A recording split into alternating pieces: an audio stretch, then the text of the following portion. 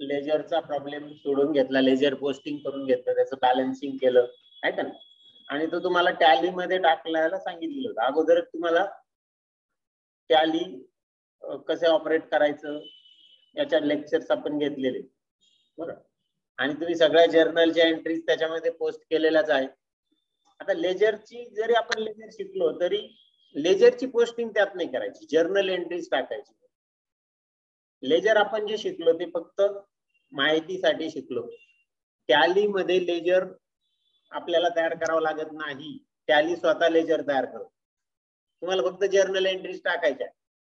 तर बघू आपण टॅली ओपन करू आणि टॅली ओपन करून आपले जे काही कालचा जो प्रॉब्लेम आहे तो त्याच्यामध्ये कसा आला, कशा पद्धतीने ते अकाउंट्स आले ते आपण बघणार आहोत. बघ टॅली मी ओपन करतोय.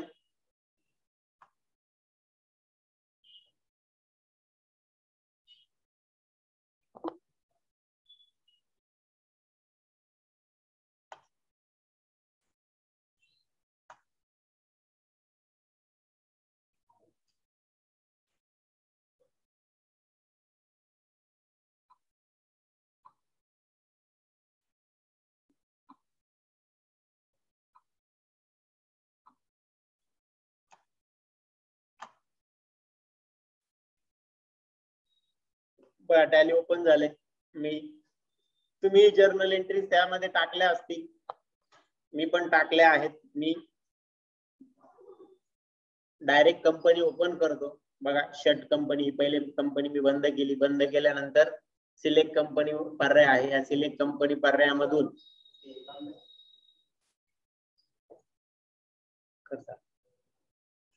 सिलेक्ट कंपनी पर्यायामधून तुम्हाला कंपनी सिलेक्ट करायची आहे. बघा इथे मी पाथ दिला माझ्या कंपनीचं नाव. हो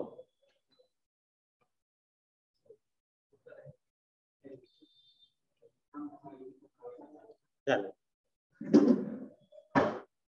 आपले जे लेजरचे प्रॉब्लेम आहेत त्याचे 3 ज्या काही कंपन्या आहेत त्या तुमच्या समोर दिसत आहे.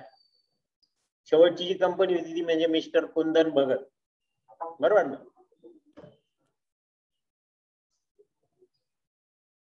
ती मी सिलेक्ट केली कुंदन भगत आणि एंटर दिला. कंपनी ओपन झाली. झाली ओपन. मग आता याच्यामध्ये तुम्हाला अकाउंट्स कसे बघायचे, समजा कॅश अकाउंट बघायचंय तर कसं बघणार तुम्ही. आपल्याकडे इथं डिस्प्ले मेनू बघा, खाली डिस्प्ले मेनू आहे. त्याच्या अगोदर आपल्याकडे एंट्रीज आपल्या झाल्या आहे का नाही ते पहिले बघू. डिस्प्ले मेनू मध्ये गेलो. डिस्प्ले मेनू मध्ये डे बुक म्हणून पर्याय बघा, 2 नंबरला पर्याय आहे का. हा डे बुक पर्याय तुम्ही निवडला. डे बुक पर्याय निवडल्यानंतर तुमच्याकडे एकच एंट्री तिथे दिसते 15/9. का असं होतंय. लास्ट जी एंट्री तुम्ही केली तिथं तुमचं करंट डेट असते आणि त्या करंट डेटच्या एंट्री डे बुक मध्ये आपल्याला दिसत असतात. मग आपल्याला सर्व बघायचे आहे, सर्व बघायचे आहे. तर मग इकडे राईट साईडला आपल्याकडे या ज्या वेगवेगळ्या कमांड्स दिलेल्या आहेत या कमांड्सच्या साहाय्याने तुम्ही बघू. याच्यात पिरियड म्हणून कमांड बघा 3 नंबर. त्या पिरियडला क्लिक केलं काही इथे चेंज पिरियड ऑप्शन आला. इथून तुम्ही तुमचं फायनान्शियल इयर टाकायचं 1/4/14 ते 31/3 जे काय असेल ते 15 आणि एंटर की प्रेस केली का तुमच्या सगळ्या डे बुक मधल्या एंट्रीज तुम्ही ज्या केलेल्या त्या सगळ्या तुम्हाला दिसतात. बघा तुम्ही डिटेल मध्ये बघितलं F1 अल्टर F1 किंवा इथे डिटेल वर क्लिक केलं तर तुम्हाला डिटेल मध्ये दिसेल. आणखी डिटेल मध्ये जायचं असेल तर मग तुमच्याकडे खाली फीचर्स किंवा कॉन्फिगरेशन ऑप्शन असतात, त्याच्या माध्यमातून तुम्ही जाऊ शकता. बरोबर. तुम्हाला नॅरेशन पण बघायचंय तर मग तुम्ही कॉन्फिगरेशन म्हणा. कॉन्फिगरेशन वर क्लिक केलं. क्लिक केल्यानंतर इथं दिसते फॉर्मॅट कसा आहे, detail, show narration years, show bill wise detail, show cost centre detail. हे आपला अजून टॉपिक व्हायचे, आपण त्याचा वापरच केलेला नाही त्याच्यामुळे मी काही तिथे यस म्हणत नाही आहे का. बँक डिटेल फक्त मी नॅरेशन म्हटलं. आता या एंट्रीना मी नॅरेशन टाकलेलं नाही त्यामुळे मला दिसतच नाही. तुम्ही टाकलेलं असतं तर तुम्हाला नॅरेशन दिसलं असतं. समजलं. मग डे बुक कसं बघायचं. ठीक आहे. त्याच्यानंतर आपल्याकडे एक पर्टिक्युलर अकाउंट बघायचं. जसं कॅश अकाउंट आपण बघितलं, फक्त ते आता त्या फॉर्मॅट मध्ये टॅली मध्ये नाही दिसणार, पण बॅलन्सेस तर दिसतील ना. तुमच्याकडे समोर ओपन असेल बघा, लक्षात ठेवा कॅश अकाउंट कडे तुम्ही लक्ष ठेवा. बघा डिस्प्ले मध्ये जायचं, डिस्प्ले मध्ये गेल्यानंतर अकाउंट बुक्स 3 नंबरला ऑप्शन आहे डिस्प्ले मेनू मध्ये, अकाउंट बुक्स. अकाउंट बुक्स मध्ये लेजर, एक लेजर अकाउंट आपल्याला सिलेक्ट करायचं, म्हणून लेजर मी निवडलं. आणि लेजर निवडल्यानंतर आपल्याकडे जेवढे लेजर क्रिएट आहे ते दिसतंय आपल्याला, इथं दिसतंय ना. त्यातलं कॅश अकाउंटचं लेजर तुम्ही सिलेक्ट करा, एंटर द्या. बघा कॅश लेजर तुमच्या समोर आहे. इकडची डेबिट साइड, इकडे क्रेडिट साइड. एंट्री एकाच ठिकाणी दिसत आहे, फक्त आपण जसं आखलं वर्कबुक मध्ये तसं इथं दिसत नाहीये, पण डेबिट क्रेडिट साइड आपल्याला दिसते. बघा डेबिटची बेरीज 2,69,600 आहे का, आहे ना आलेली, आणि क्रेडिटची 2,06,000, त्यातून वजावट करून 63,600 हा क्लोजिंग बॅलन्स आहे. ब्रॉड डाऊन बॅलन्स आला ना तुमचा, समजलं ना. अशा पद्धतीने तुम्ही प्रत्येक अकाउंट चेक करून घेऊ शकतात. इथं तुम्हाला जायचं, इथं फक्त जर्नल एंट्री, तुम्हाला ज्या जर्नल एंट्री आपण शिकवल्या त्या डायरेक्ट टाकायच्या. त्या टाकल्या का त्याचे तो लेजर क्रिएट करून घेणार आहे, तुम्हाला करत बसायची गरज नाही. तुम्ही लेजर मध्ये परफेक्टच झाला पाहिजे असं काहीच नाही, फक्त तुम्हाला कन्सेप्ट समजली पाहिजे का लेजरचं पोस्टिंग कसं करतात. उद्या जाऊन तुम्ही एखाद्या ठिकाणी इंटरव्ह्यूला गेलात आणि इंटरव्ह्यूला गेल्यानंतर तुम्हाला तिथं विचारलं, तुम्हाला सांगता आलं पाहिजे ना लेजर पोस्टिंग कसं करतात, खरं आहे का. त्यासाठी तुम्हाला ही कन्सेप्ट समजा, आणि मग कन्सेप्ट समजून जर आपण शिकलो तर ते चांगलं लक्षात राहतं. हे सगळ्यात महत्वाची गोष्ट. तुम्हाला मी डायरेक्ट जर्नल एंट्री आणि बॅलन्स शीट आणि लेजर इथं दाखवले असते, पण आपण वर्कबुक मध्ये ती गोष्ट का घेतली तर तुम्हाला ती कन्सेप्ट समजावी म्हणून. मॅन्युअल अकाउंटिंग कसं चालत होतं आणि आता कॉम्प्युटराइज कसं आहे याच्यामधला फरक आपण समजून घेतोय, बरोबर. समजलं मग. त्याच्यानंतर आपले बॅलन्सेस मग आपण बघू शकतो. तुम्हाला बॅलन्सेस आलेले का बघू आपण. हे बघा मी बाहेर येतोय, एस्केप कीचा वापर करून एक एक मेनू बाहेर पडतोय. जेवढ्या वेळेस मी एस्केप की प्रेस केली तेवढं तो बाहेर आला, तेवढा स्टेप बाहेर आला. इथं बॅलन्स शीट आहे, इथं प्रॉफिट अँड लॉस आहे, हे पण ऑटोमॅटिक तयार झाले बघा. हे सुद्धा तुम्हाला तयार करायची गरज, पण आपल्याला शिकायचंय वर्कबुक मध्ये. आता पुढचा टॉपिक तोच आहे, फायनल अकाउंट. पहिले ट्रायल बॅलन्स आहे, बरं याच्यात ट्रायल बॅलन्स पण आहे बघा. डिस्प्ले मेनू मध्ये गेलो आपण, त्याच्यामध्ये पहिलाच ऑप्शन आहे ट्रायल बॅलन्स. आता हा कॉम्पॅक्ट दिसतो, आपण डिटेल मध्ये बघितला का आपल्या प्रत्येक याच्या वाईज बघ. कॅपिटलचा बॅलन्स किती आलाय तुमच्या वर्कबुक मध्ये बघा, 1,50,000 आलाय. क्रेडिटर किती आहे, 500. कोण आहे क्रेडिटर, त्याच्यावर एंटर दिल्यावर समजेल. दीपकचा 500 रुपये बॅलन्स आहे. त्यानंतर फर्निचरचा 70,000 बॅलन्स आहे. सनरी डेटरचा 11. डेटर्स कोण आहे, एंटर दिल्यावर समजेल. आनंदचा 1000 आणि रेशमाचा 10,000 आहे का बॅलन्स. त्याच्यानंतर कॅशचा बॅलन्स 63,600 आहे ना. त्यानंतर बँकेचा बॅलन्स 15,000 आहे का, बँकेचा 15,000. सेलचा बॅलन्स 1,35,600 आहे, बरोबर. तुमच्या वर्कबुक मध्ये लेजरचे अकाउंट बघा. परचेसचा बॅलन्स 94,500, बरं. त्यानंतर वेजेस आहे, वेजेसचा बॅलन्स 10,000 दिसतोय ना. ते सगळे बॅलन्सेस इकडे ट्रायल बॅलन्स मध्ये ओढलेले आहे, त्यानेच घेतले. आपल्याला मॅन्युअल प्रोसेस मध्ये या सगळ्या गोष्टी आपल्याला स्वतःला कराव्या लागतात ना. ठीक आहे. आता याच्यातून बाहेर पडतोय आणि आपल्या पुढच्या टॉपिक कडे आपण जाऊ. बघा टॅली मधून मी बाहेर पडतोय.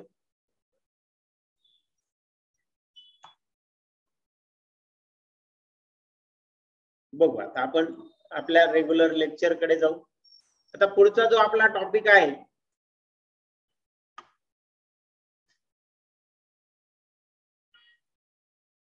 तो म्हणजे व्हाउचर्स इन टॅली. बघा व्हाउचर्स आहे का तुमच्या वर्कबुक मध्ये, व्हाउचर्स.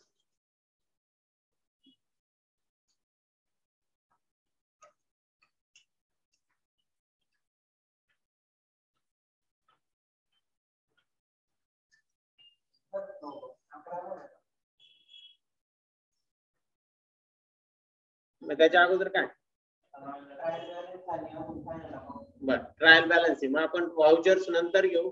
अगोदर ट्रायल बॅलन्स आहे आपल्याकडे, मग आपण ट्रायल बॅलन्स घेऊ. बघा ट्रायल बॅलन्स ओपन करतो मी.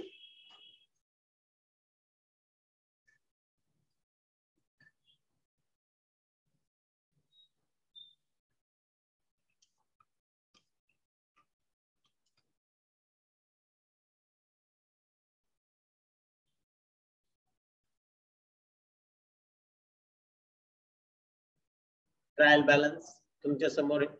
काय असतो ट्रायल बॅलन्स? इतक्यात आपण टॅलीमध्ये बघितला ट्रायल बॅलन्स, कालच्या झालेल्या प्रॉब्लेमचा ट्रायल बॅलन्स बघितला. पण काय तो त्या पर्टिक्युलर पिरियडचा 15 दिवसाचा. वर्षाच्या शेवटी सर्व खाती बंद केले जातात ट्रायल बॅलन्स करतो ना आपण. लेजर मध्ये सर्व खाते बंद करतो, दर महिन्याला करतो आपण. तसंच वर्षाच्या शेवटी होणार. प्रत्येक महिन्याला आपण बंद करतो, दुसऱ्या महिन्यात ओपन करतो, परत त्या महिन्याच्या एंट्रीज होतील, परत पुढच्या महिन्यात क्लोज होतील, ओपन होतील, आणि फायनल 31 आपलं आर्थिक वर्ष कधी संपतं? 31 मार्च. 31 मार्चला संपल्यानंतर फायनल जो क्लोजिंग बॅलन्स येतो, वर्षाच्या शेवटी जे काही खाते बंद केले जातात त्याची जी शिल्लक मोजली जाते, म्हणजेच आपले ब्रॉड डाऊन बॅलन्सेस आहे का, हे ब्रॉड डाऊन बॅलन्सेस खाती बंद करणे आणि त्याची शिल्लक शोधणे पुरेसे नाही, तर आर्थिक वर्षाच्या शेवटी वर्षाच्या व्यवहारातील नफा किंवा तोटा शोधण्यासाठी आणि व्यवसायाची आर्थिक स्थिती जाणून घेण्यासाठी आपल्याला फायनल अकाउंट तयार करायचं असतं. त्याच्या अगोदर आपण काय काढतो? Trial balance. कसा काढतो आपण? तर प्रत्येक अकाउंटचा जो आपला ब्रॉड डाऊन बॅलन्स असेल त्या अकाउंटचं नाव लिहायचं आणि जो ब्रॉड डाऊन बॅलन्स आहे तो लिहायचा. पण तो त्याच्या ते 2 कॉलम आपल्याला करायचे. कोणते कोणते कॉलम करायचे? तर डेबिट आणि क्रेडिट. बरं, ज्या खात्याचा डेबिट बॅलन्स आहे तर डेबिट साइडला अमाऊंट लिहायची, क्रेडिट बॅलन्स आहे त्याचा क्रेडिट साइड. ट्रायल बॅलन्स म्हणजे एक स्टेटमेंट आहे की ज्यात सर्व खात्यातील डेबिट आणि क्रेडिट शिल्लकेची लिस्ट असते. बरोबर आहे? प्रत्येक खात्याची लिस्ट आपण करतोय इथं. वर्षभर आपण अकाउंट लिहितो आणि शेवटी काय करायचे? त्याचे फक्त लिस्ट, त्यांचे बॅलन्सेस आपल्याला उचलायचे. यामध्ये डेबिट बाजूची बेरीज आणि क्रेडिट बाजूची बेरीज ही काय असते? समान येते. ती आली का नाही ते आपल्याला तपासावं लागतं. ती जर आली नाही तर आपल्या लेजर मध्ये काहीतरी प्रॉब्लेम आहे, आपण बॅलन्सेस घेताना काहीतरी चुकलो असा त्याचा अर्थ. पण असं कधीच होणार नाही का बेरीज चुकेल, असं कधीच होणार नाही. ज्यावेळेस तुम्ही ते बॅलन्सेस उचलणार त्यावेळेस ती बेरीज, दोन्ही साइडची बेरीज सारखीच असणार, त्यात बदल नसणार. ट्रायल बॅलन्स मध्ये खात्यांची नावे, त्यांची डेबिट शिल्लक किंवा क्रेडिट शिल्लक नोंदवली जाते. 3 कॉलम असतात ट्रायल बॅलन्सला. पहिला पर्टिक्युलर्स कॉलम, डेबिट अमाऊंट आणि क्रेडिट अमाऊंट. जे खात्याची आपण बॅलन्स घेतोय त्या खात्याचं नाव पर्टिक्युलर्स मध्ये लिहायचं. त्याचा बॅलन्स, ब्रॉड डाऊन बॅलन्स कोणता आहे? डेबिट आहे का क्रेडिट आहे? ब्रॉड डाऊन बॅलन्स घ्यायचा, कॅरी डाऊन नाही. कोणता बॅलन्स घ्यायचा? Brought down balance. Carry down balance क्रेडिटला आला तर ब्रॉड डाऊन बॅलन्स डेबिटला आहे, हे लक्षात घ्या. अपोजिट साइडला आपण घेत असतो त्या. मग तो डेबिटचा बॅलन्स आपण घ्यायचा आणि तो डेबिट साइडला लिहायचा. क्रेडिट असेल तर क्रेडिट साइडला लिहायचा.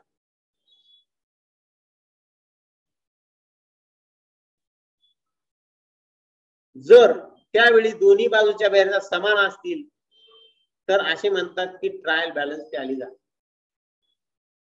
दोन्ही बाजूच्या ज्या बेरजा येतील डेबिट साइडची आणि क्रेडिट साइडची, तरच तो ट्रायल बॅलन्स काय झाला? टॅली झाला आणि तो फायनल अकाउंट तयार करण्यासाठी रेडी झाला असं आपल्याला म्हणता येईल.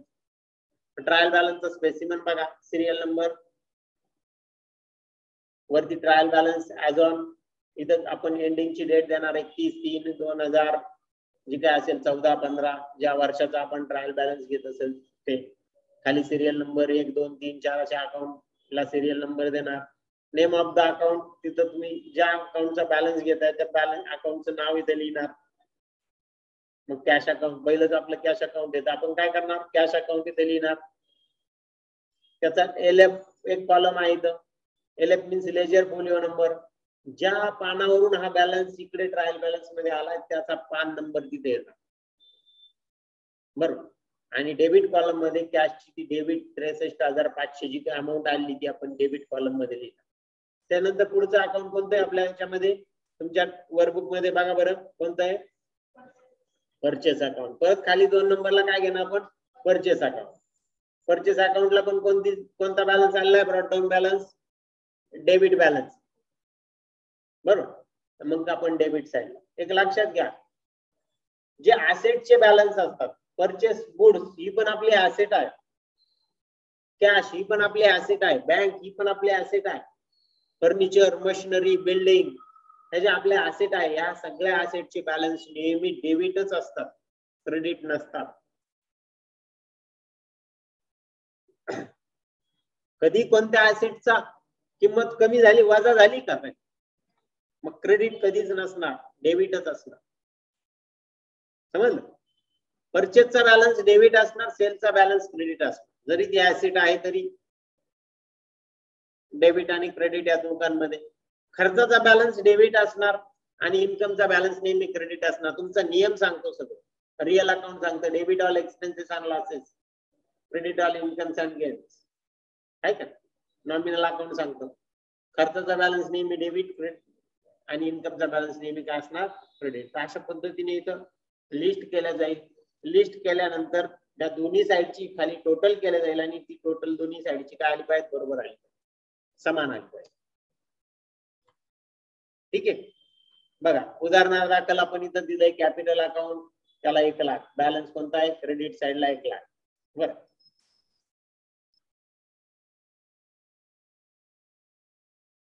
आता आपला जो प्रॉब्लेम होता तो इथं आपण एक्सप्लेन करणार आहोत.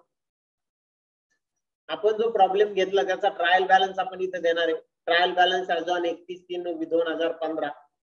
मग हा कसा काढायचा, पहिले आपण इकडे सिरियल नंबर घेणार. बघा कॅशचा बॅलन्स मला घ्यायचा, मी कॅशला जातो. बघा कॅश अकाउंट तुमच्या समोर आहे, तुमच्या वर्कबुक मध्ये आहे, तुम्ही तिथं बघा. त्या पद्धतीने आपल्या लेजर पोस्टिंग झालेला आहे. त्या लेजर पोस्टिंग झाल्यानंतर त्याचे बॅलन्स काढले गेले. हा त्याचा बॅलन्स 63,600 हा त्याचा बॅलन्स आहे ना. बघा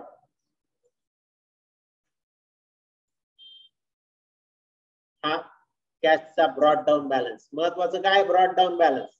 कॅरी डाऊन बॅलन्स नेहमी इकडे येतो, पण त्याला आपण ओपन कुठं करतो, अपोजिट साइड. बरं, मग हा जो बॅलन्स आहे म्हणजे ट्रायल बॅलन्स मध्ये आता आपल्याला काय करायचंय, तर तिथं लिस्ट करायची आहे. इथे आपण काय करणार, मग पहिले सिरियल नंबर लिहिणार. सिरियल नंबर नंतर त्या अकाउंटचं नाव लिहिणार. बघा इथे सिरियल नंबर लिहिला, नंतर मग या कॅशचा बॅलन्स किती, 63,000. मग तो 63,000 बॅलन्स इथं घेणार. कॅश अकाउंट आपण नाव लिहिलं तिथं, कॅश अकाउंट लिहिल्यानंतर त्याचा 63,600 हा बॅलन्स आपण तिथं घेतलेला आहे. ठीक आहे. त्याच्यानंतर पुढे बघू दुसरं अकाउंट कोणतं होतं, तिथं कॅपिटल अकाउंट. मग त्या कॅपिटल अकाउंटचं नाव आपण इथं लिहिलं आणि कॅपिटलचा बॅलन्स कोणता आला बघू आपण. कॅपिटलला जाऊन बघा, हे कॅपिटल, कॅपिटलचा बॅलन्स आलेला आहे क्रेडिट बॅलन्स,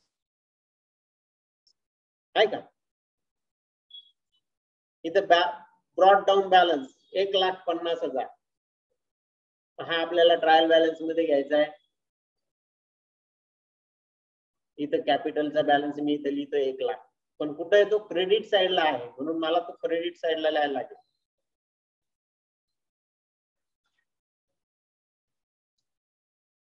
बघा क्रेडिट साइडला आला. त्याच्यानंतर पुढे आपल्याला जायचंय, अजून कोणता अकाउंट आपल्याकडे, परचेस आणि दीपक असे 2 अकाउंट होते एका स्क्रीनवर. मग परचेस अकाउंट कडे आपण जाऊ. बघा परचेस अकाउंटचा बॅलन्स, परचेसचा डेबिट साइडला आलेला आहे 94,500. ट्रायल बॅलन्स कसा बनतो हे आपण बघतोय. आपण जो सोडवलेला शेवटचा प्रॉब्लेम आहे त्याचा आपण ट्रायल बॅलन्स बनवू राहिलो. कसा बनतो ट्रायल बॅलन्स, तर प्रत्येकाचे ओपनिंग जे काही ब्रॉड डाऊन बॅलन्स आहे ते आपल्याला इथे घ्यायचे. किती, 94,000. आणि कोणत्या साइडला आहे, डेबिट साइड आहे ना, डेबिट साइडला. मग जाऊ आपण तिथे लिहू आपण. आता 3 नंबरचा अकाउंट आहे आपल्याकडे, कोणता आहे 3 नंबर, परचेस अकाउंट. परचेस नंतर त्याचा बॅलन्स आपण इथे घ्यायचा आहे डेबिट साइडला 94,500 घेतला, 94,500. त्याच्यानंतर हे दीपक अकाउंट, जाऊ आपण दीपक अकाउंट कडे. कुठे आहे बघा इथे दीपक अकाउंट.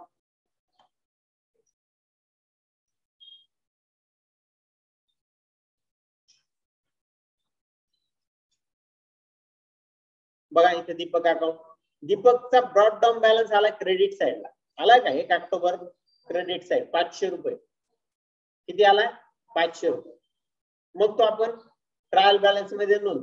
पहिले आपण काय करणार, इथं सिरियल नंबर लिहिणार 4, दीपक अकाउंट नाव लिहिलं पर्टिक्युलर्स मध्ये, आणि नंतर आपण इथं त्याची अमाऊंट, पण कोणत्या साइडला अमाऊंट आली, क्रेडिट साइडला, म्हणून क्रेडिट साइडला आपण तो काय लिहिला बॅलन्स लिहिलेला आहे बघा.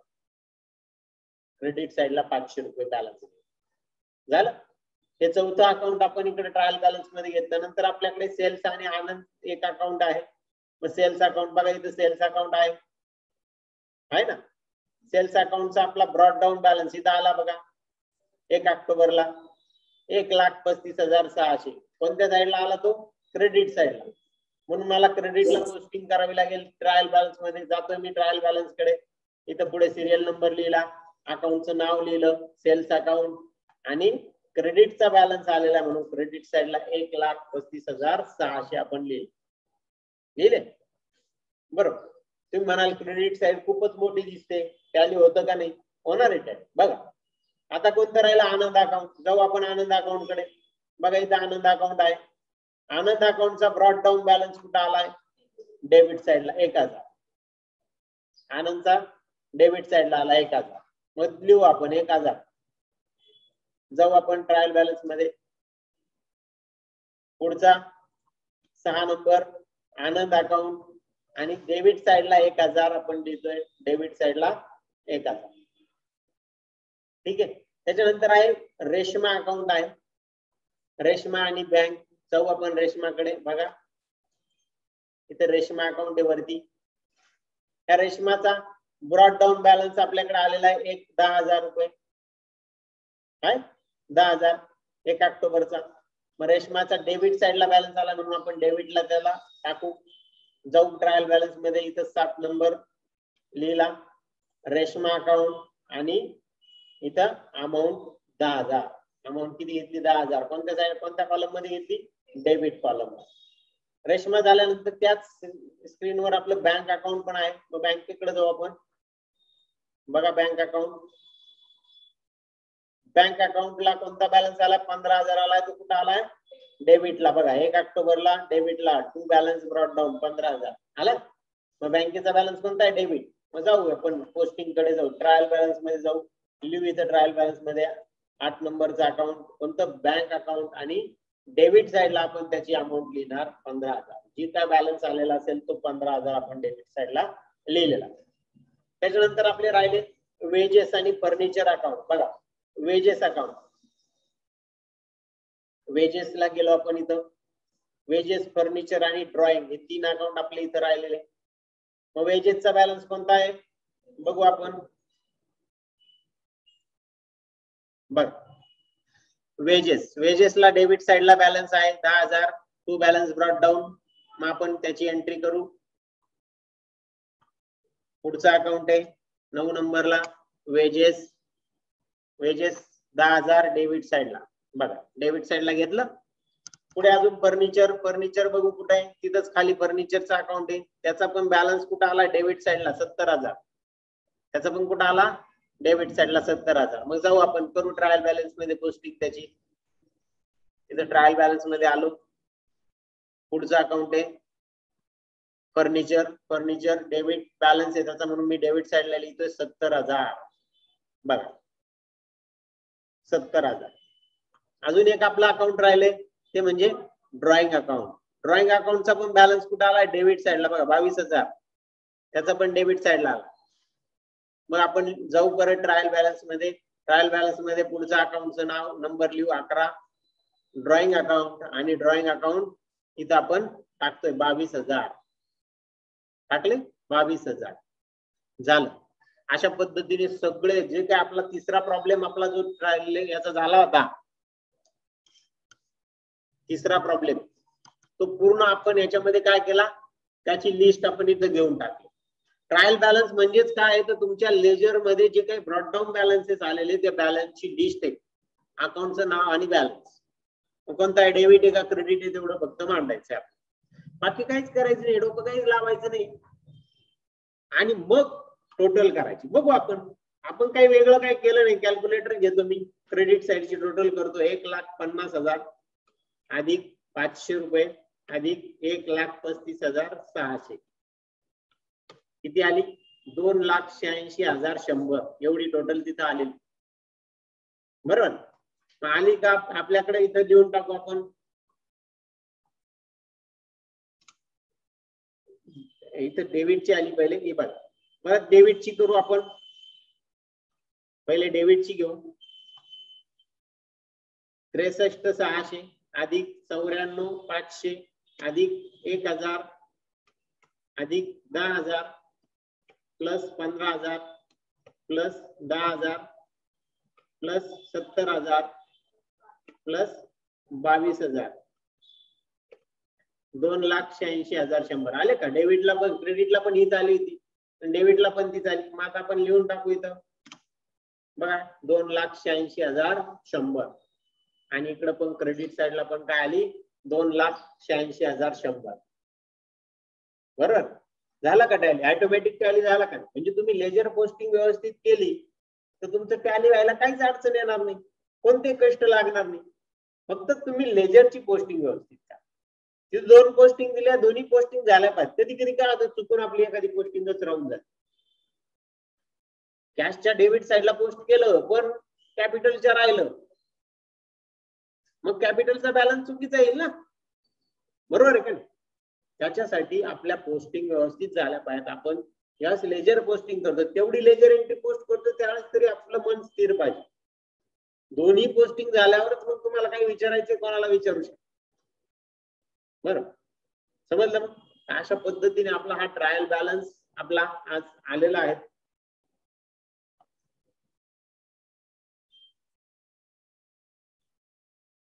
ठीक आहे, ट्रायल बॅलन्स का.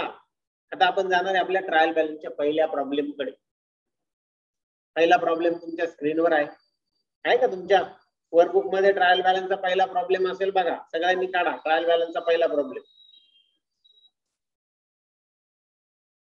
From the following ledger balances, prepare the trial balance as on 31/3/93 in the books of Sonone Enterprises, Dharavi Mumbai. Sonone Enterprises ही एक फर्म आहे धारावी मुंबईची, त्यांचा हा ट्रायल बॅलन्स आहे. आता यांनी काय केलंय, अकाउंटचं नाव आणि अमाऊंट घेतलेले, की डेबिट आहे का क्रेडिट आहे तेच लिहिलं नाही. लिहिलंय का? नाही लिहिलं. आता आपल्याला काय करायचं, पहिले ती डेबिट आहे का क्रेडिट आहे हे लिहायचं पहिले. आणि अजून एक काम करायचं ते म्हणजे आपल्याला त्या अकाउंटला ग्रुप द्यायचा आहे. ग्रुपिंग तर तुम्ही शिकला ना ग्रुपिंग, बरोबर ना? कोणाला कोणता ग्रुप द्यायचा आहे हे तुम्हाला माहिती आहे चांगल्या पद्धतीने. ठीक आहे, एक लक्षात घ्या, बॅलन्सेस तुम्ही जरी तिथून उचलताना तुम्ही बघित इकडे लिहिले किंवा नाही लिहिले, पण एक लक्षात ठेवायचं, ऍसेटचा बॅलन्स नेहमी काय असणार, डेबिट असणार. बरोबर, लॅबिलिटी देणं असेल तर देण्याचा बॅलन्स नेहमी काय असणार, क्रेडिट असणार. ऍसेट आणि लॅबिलिटी. बरोबर, त्याच्यानंतर खर्चचा बॅलन्स नेहमी डेबिट असणार आणि इन्कमचा बॅलन्स नेहमी क्रेडिट असणार. परचेसचा बॅलन्स डेबिट, सेलचा बॅलन्स क्रेडिट. बरोबर, ड्रॉइंगचा बॅलन्स त्याच्यामध्ये डेबिट. ड्रॉइंगचा बॅलन्स तो खर्च एक प्रकारचा, पण तो त्या प्रोप्रायटरचा खर्च आहे. म्हणजे त्या कॅपिटलचा बॅलन्स नेहमी काय असणार, क्रेडिट, कारण की ते देणं आहे ना, देण्याचा बॅलन्स नेहमी क्रेडिट. आणि कॅपिटल हे आपल्या फर्मच्या दृष्टीने काय असतं, देणं असतं, म्हणून त्याचा बॅलन्स नेहमी काय असणार, क्रेडिट असणार. समज, एवढ्या गोष्टी तुम्ही लक्षात ठेवल्यात, आता बॅलन्सिंग करायला काहीच हरकत नाही आपल्याला. जाऊ आपण आपल्या प्रॉब्लेम कडे. पहिलंच अकाउंट आहे सोनवणे कॅपिटल. इतक्यात मी तुम्हाला सांगितलं कॅपिटल हे देणं असतं आणि देण्याचा बॅलन्स नेहमी काय असतो, क्रेडिट असतो. मग आपण क्रेडिट साइडला इथे लिहितोय 4,55,000. बघा लिहा 4,05,000. बरोबर, 4,05,000. आता सोनवणे कॅपिटल अकाउंटला ग्रुप काय येईल, कॅपिटल अकाउंट. बघा कॅपिटल सोपा आहे त्याचा ग्रुप. जसं अकाउंटचं नाव आहे तसंच ग्रुपचं पण नाव आहे, कॅपिटल अकाउंट. पुढे आहे ड्रॉइंग, पुढचं अकाउंट आहे ड्रॉइंग. ड्रॉइंग 32,600. ड्रॉइंग काय आहे, त्या प्रोप्रायटरचा पर्सनल खर्च आहे. आणि पर्सनल खर्च म्हटलं का खर्चाचा बॅलन्स कोणता आहे, डेबिट. डेबिट साइडला लिहू आपण 32,600. 32,600. आणि ड्रॉइंगला काय ग्रुप येईल, कॅपिटल. बघा कॅपिटल ग्रुप येतोय म्हणून कॅपिटल. ठीक आहे, त्यानंतर पेटेंट्स अँड ट्रेडमार्क्स. काय आहे पेटेंट्स अँड ट्रेडमार्क्स? नाही, पेटेंट्स अँड ट्रेडमार्क, बरोबर, ब्रँड थोडक्यात,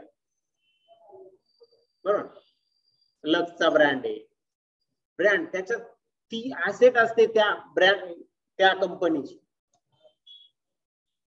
मारुतीची तुमची 800 गाडी, तो ब्रँड आहे 800, ती त्यांची ऍसेट आहे, त्या नावावरती कंपनी चालते. स्विफ्ट गाडी आहे मारुतीची समजा, तो ब्रँड आहे स्विफ्टचा, ते नाव कोणी देऊ शकतं का स्विफ्ट नाव? नाही, त्यांनी त्याचा ट्रेडमार्क घेतलेला आहे, त्या गाडीच्या नावाचा ट्रेडमार्क घेतलेला, बरोबर, ते नाव कोणाला देता येणार नाही. ती त्यांची काय ऍसेट आहे एक प्रकारची. तेच जर ते नाव जर त्यांनी एखाद्याला विकलं, दुसऱ्या कंपनीला विकलं, त्यांना सांगितलं तुम्ही या नावाने गाडा काढा, तर त्यांचा किती फायदा होईल का नाही फायदा? पण त्याच्या अगेन्स्ट ती कंपनी किती पैसे देतील यांना? ती काय असते, patents and trademark he asset असते. ऍसेटचा बॅलन्स कोणता असतो? Debit balance. नेहमी ऍसेटचा बॅलन्स डेबिट. डेबिट साइडला 18,000. आपल्याकडे खूप छान गुगल आलेलं आहे, कधी जर नाही समजलं तर गुगलवर टाकून बघा पेटेंट्स अँड ट्रेडमार्क काय आहे का ना, समजून जाईल. पुढे ओपनिंग स्टॉक. ओपनिंग स्टॉक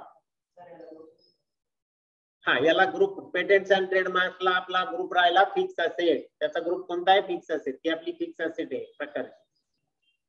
त्यानंतर ओपनिंग स्टॉक. ओपनिंग स्टॉकला बॅलन्स नेहमी असतो डेबिट बॅलन्स, आणि बरोबर ओपनिंग स्टॉक 37,800 कुठे लिहिला आपण? तो डेबिट साइडला. ती आपली एक प्रकारची असेटच आहे. ओपनिंग स्टॉक म्हणजे काय? तर मालाचा शिल्लक. आपण दुकानात माल आणतो, तो काही लगेच सगळा विकला जातो का? 31 मार्चला सगळं विकून टाका असं कोणी करतं का? नाही, असं कधीच होत नाही, बरोबर आहे का? असं होतं कधी? कधीच होत. मग तो स्टॉक आपली काय असते? ऍसेट असते, म्हणून त्याचा डेबिट बॅलन्स. आणि ओपनिंग स्टॉकला कोणता ग्रुप आहे? स्टॉक इन हँड ग्रुप आहे, त्याला स्टॉक इन हँड.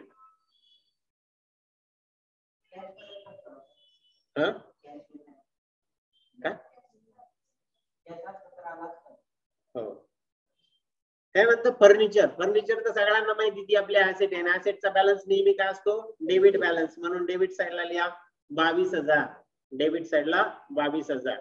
आणि त्या फर्निचरला कोणता ग्रुप येईल? मग फिक्स ऍसेट. तुम्ही ग्रुप शिकलेले आहात. जर तुम्हाला रिव्हिजन करायची असेल तर आपला ग्रुप इन टॅलीची लेक्चर्स युट्यूबवर आहे, त्याची लिंक वाटल्यास तुम्हाला परत पाठवतो. तुम्ही त्याची पुन्हा एकदा रिव्हिजन करून घ्या, कारण की आता आपल्याला पुढे जाऊन त्याच्यावरच जायचं. ग्रुप चुकला का सगळं चुकतं, तुम्हाला माहिती.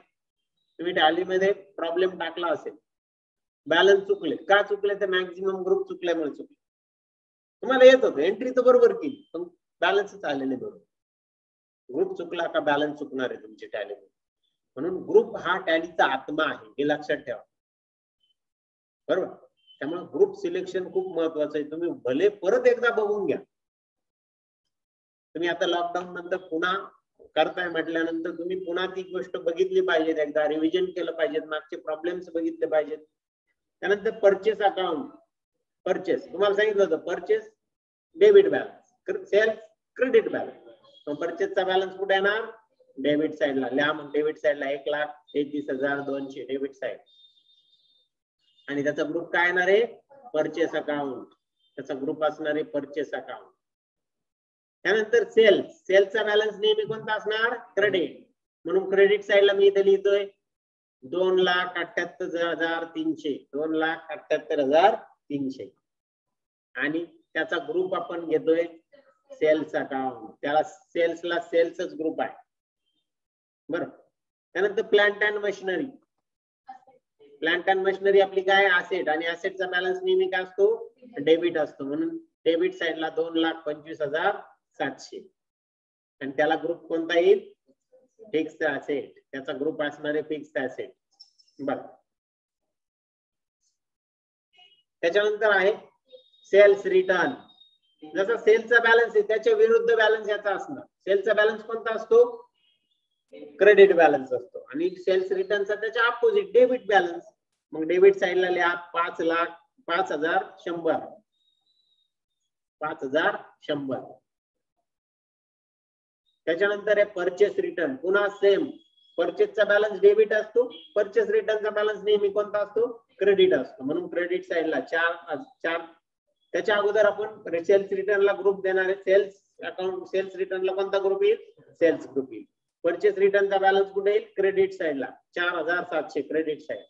आणि परचेस रिटर्नला कोणता ग्रुप आहे, परचेस अकाउंट. बघा परचेस अकाउंट हा ग्रुप दोनच अकाउंटला आहे, एक म्हणजे परचेस आणि दुसरं परचेस. सेल्स हा ग्रुप दोनच अकाउंट साठी आहे, तो म्हणजे एक सेल्स आणि दुसरं सेल्स रिटर्न. बरोबर, ठीक आहे. पुढे जाऊ. पुढे आहे बघा, loan from messrs Bhise account. Loan देणं आहे आपलं,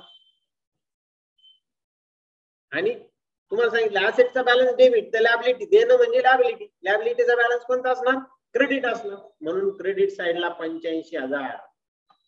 क्रेडिट साइडला किती घेतले, 85,000.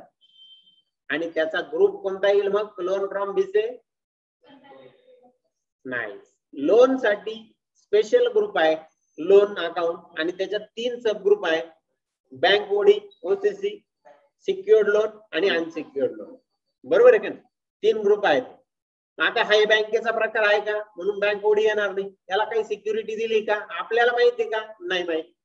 मग आपण कुठे टाकणार त्याला, अनसिक्युअर्ड लोन मध्ये. म्हणून टाका त्याला अनसिक्युअर्ड लोन. कोणता ग्रुप घेतला त्याला, अनसिक्युअर्ड लोन.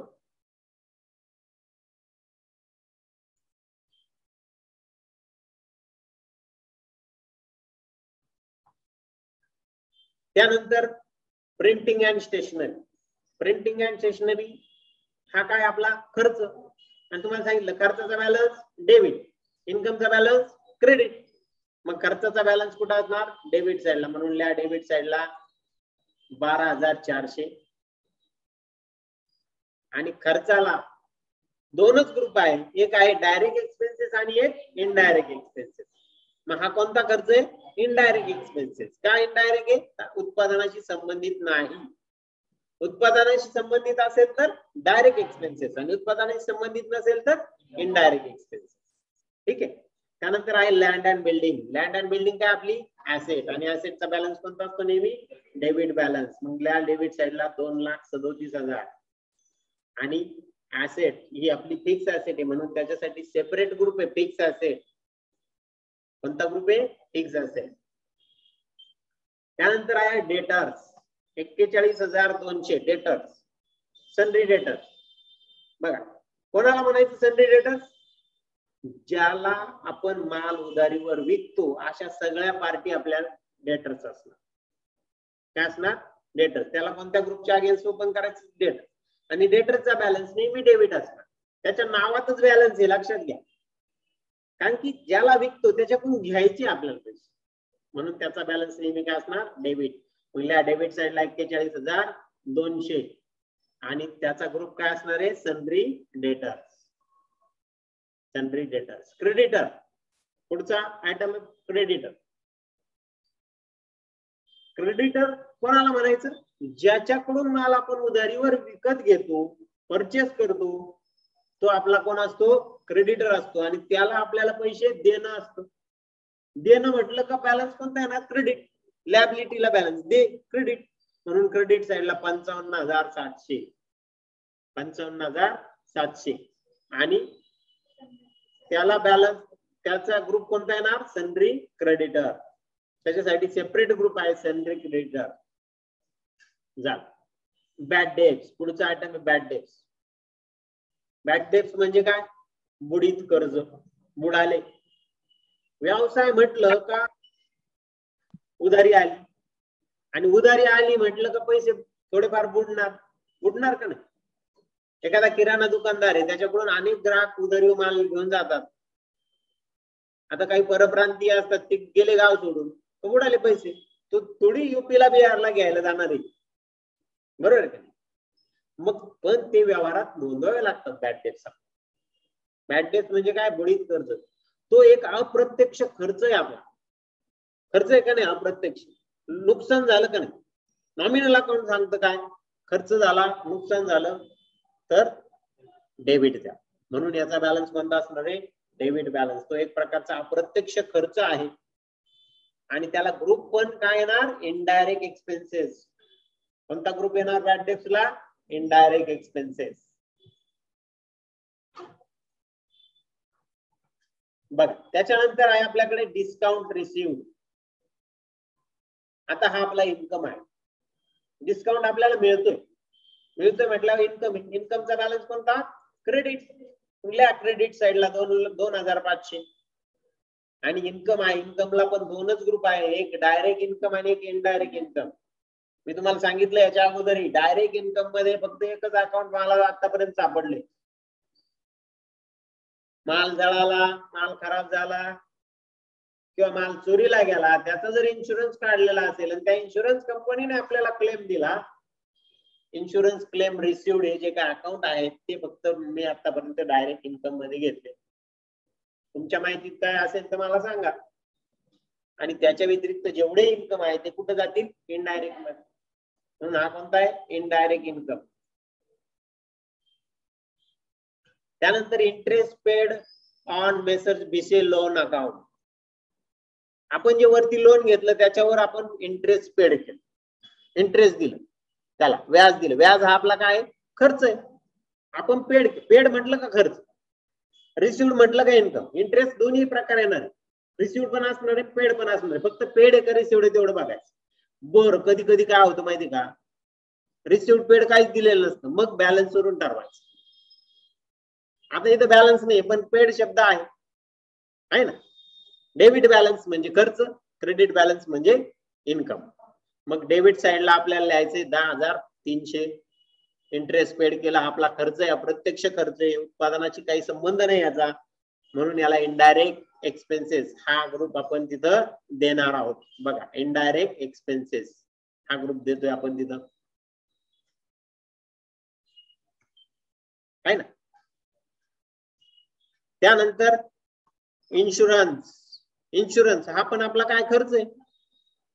आपण एखादं दुकान चालवतोय, फॅक्टरी चालवतोय, फॅक्टरीचा फायर इन्शुरन्स काढला किंवा चोरीचा इन्शुरन्स काढला किंवा तिथल्या एम्प्लॉईचा इन्शुरन्स काढला आणि त्याचा हप्ता पेड केला, तर तो आपला काय असतो, खर्च असतो. तो काय पैसे आपल्याला परत मिळतात का इन्शुरन्सचे, तुम्हाला क्लेम म्हणजे मिळाला नाही, जळालं नाही वर्षभरात काही, म्हणून का ते परत देणार आहे का, नाही. बरं, मग तो गेला तो खर्च आहे म्हणून खर्चाची साईड नेहमी डेबिट असते, म्हणून डेबिट साईडला 4,200 लिहा. आणि तो आपला अप्रत्यक्ष इनडायरेक्ट एक्सपेन्सेस म्हणून त्याला इनडायरेक्ट एक्सपेन्सेस आपण ग्रुप देतो.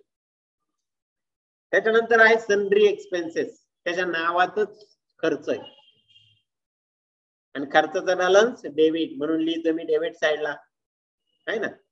आणि तो अप्रत्यक्ष खर्च आहे म्हणून त्याला इनडायरेक्ट एक्सपेन्सेस असा ग्रुप आपण देतो. त्यानंतर कॅश. कॅशला कोणता, कॅश ही आपली काय ऍसेट आहे. ऍसेट म्हटलं ऍसेटचा बॅलन्स नेहमी कोणता असतो, डेबिट बॅलन्स, म्हणून डेबिट साइडला 47,300. 47,300 आणि त्याचा ग्रुप आहे कॅश इन हँड. कोणता ग्रुप आहे, कॅश इन हँड.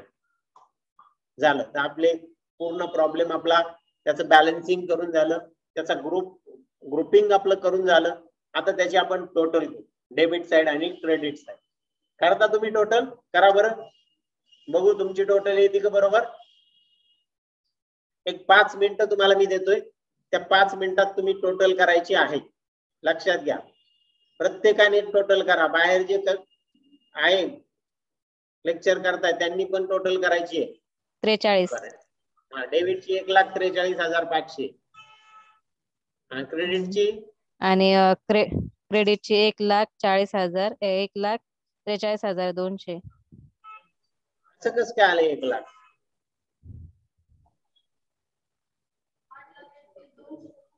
8,31,200. डेबिटची बेरीज 8,31,200 आणि क्रेडिटची पण बेरीज 8,31,200 एवढी येते आपली.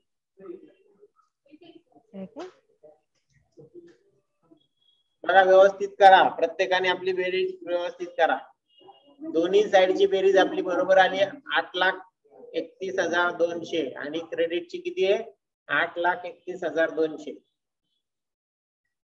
मग आली का सर्वांची, चेक करा.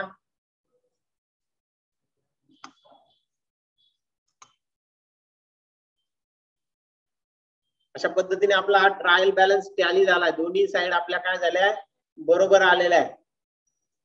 बरोबर, या ट्रायल बॅलन्सला एक क्लोजिंग स्टॉक दिलेला, क्लोजिंग स्टॉक ऑफ गुड्स 48,000. तो आता आपल्याला बघायचं नाही, तो टॅलीसाठी आहे.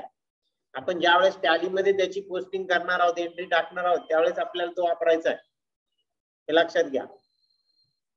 आहे ना तुमच्या प्रॉब्लेम मध्ये क्लोजिंग स्टॉक दिलेला आहे खाली. ठीक आहे, टॅली मध्ये एंट्री केल्यानंतर या पद्धतीने तुमचे बॅलन्सेस येणार आहे. आपण उद्या त्याची एंट्री करणारच आहोत, त्याच्यामुळे कशी करायची त्याच्यामध्ये एंट्री ते आपण उद्या बघणार आहोत. आणि हे बॅलन्सेस तुमचे तिथे येणार आहेत. अशा पद्धतीने आपला आजचा हा प्रॉब्लेम संपलेला आहे. उद्या आपण पुढचे प्रॉब्लेम पहिले टॅली मध्ये एंट्री करू आणि राहिलेले प्रॉब्लेम आपण सोडून घेऊ.